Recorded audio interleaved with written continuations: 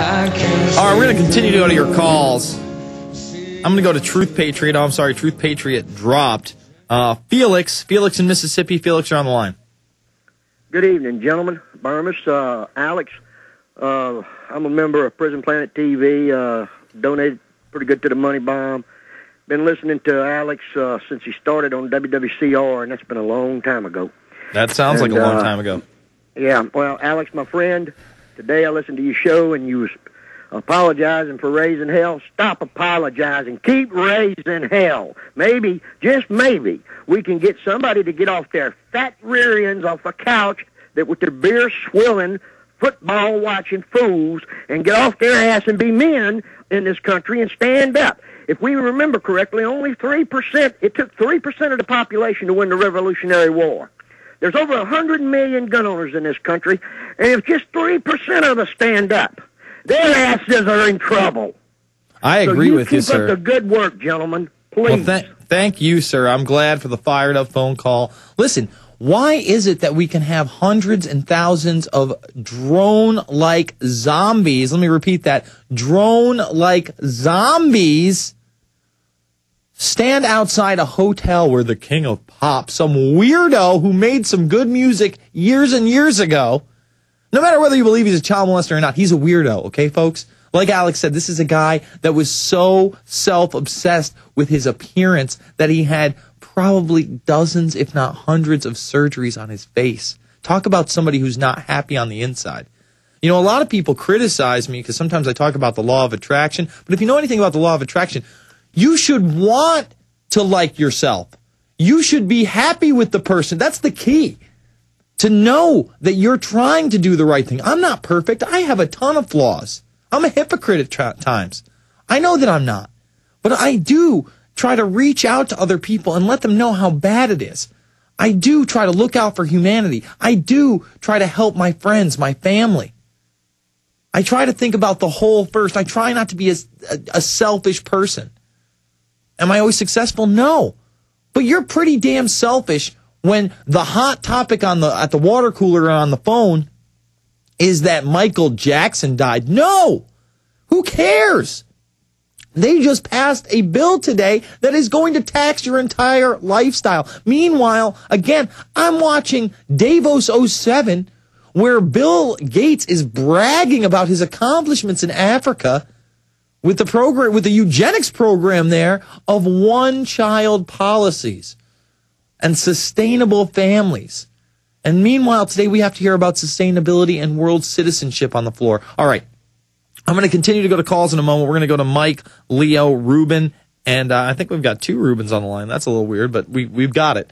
We're going to go to Brahmer right now, where he brings up this huge list of people we're going to be under regulations. Hit it. I've got a chart here that goes through all of the agencies involved, all of the structure that is created under this bill. It's all being done, of course, in the middle by the Environmental Protection Agency. They're at the center of this. But if we look at all of the different agencies involved, you'll see that we've got the Federal Energy Regulatory Commission involved. We've got the United States Department of Agriculture that's going to be involved. The Internal Revenue Service will be engaged in this bill as well. The Department of Treasury. I wish I could tell you what FWS was, but somebody could probably tell me. We have the Commodity Futures Trading Commission that's going to be involved in helping to regulate this. The National Oceanographic Weather Service, basically. The Department of Health and Human Services going to be involved in putting this together. How about the Department of State? Play a big role in making sure that we get cleaner air and green energy. We got the Department of Energy, of course, the Department of Labor, the U.S. Army Corps of Engineers, the Bureau of Indian Affairs, Bureau of Land Management. All these federal agencies are going to take part in trying to put this bill into action. But that's not all. Not even close. We've got the Offsets Integrity Advisory Board. We also have the Carbon Market Oversight interagency working group that are going to try to help control who gets these carbon credits and who doesn't, how they can be traded and how they can't, and where in the world these offsets are going to be. Don't have to be in the United States. We're going to see billions of American tax dollars being shipped around the country, around the world, whether it's replanting forest in other parts of the world. They're going to help clean up our air. I'm sure our constituents want our money being shipped overseas to plant trees. But that's not all. That's not all, not even close. We've got the consumer refund fund that's going to be outlined here. We got the International Reserve Allowance progress here. How about the domestic offset providers? We've got the offset traders and the national offset providers. Oh, we got the Clean Vehicle Technical Advisory Board. We have the Carbon Capture Board. And it goes on and on and on. This elaborate government structure that'll cost the American people several $1 trillion over the next 10 years, all in an effort to clean up our air, help build a new alternative energy industry in the United States, and to help create jobs in our country.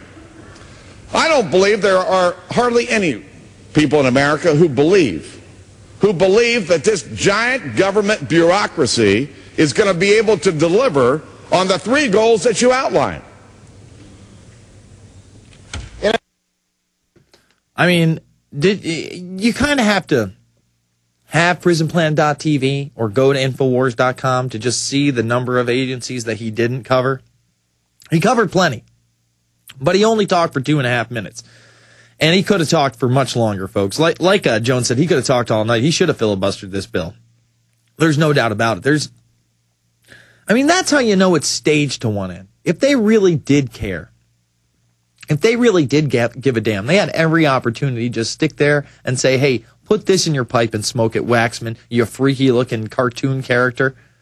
All right, let's go to Mike in India. Mike, you're on the line. Hey, what's up, man? What's up? Referring to the one guy who called in, the guy that was that worked for the state or whatever, the government, so that, I'm happy to have a job. Yes. I live close to Louisville, Kentucky, and in Louisville, Kentucky, they did a story about this bill that passed, and on the front cover of the Leo, how ridiculous it was. And you're going to run into more of those people, and they're going to come in waves and waves. Because these are the people that are going to listen. They're going to act. All right, this is what's going to happen in the next 2 to 3 months. They're going to act like the economy is recovering because they're going to hire people up with all this appropriated money for the Give Act and this Conservation Act. Okay, so a lot of people who, like this guy, was out of work for 4 months or were out of work for 2, 3, 4, 6, 12 months are going to find a home and a job. And people are going to start complaining 1 and 2 months in when their bills start skyrocketing. And then these people are going to be like, hey, tough, I need a job. I need to feed my kids. And they're going to pit us against each other. Yeah.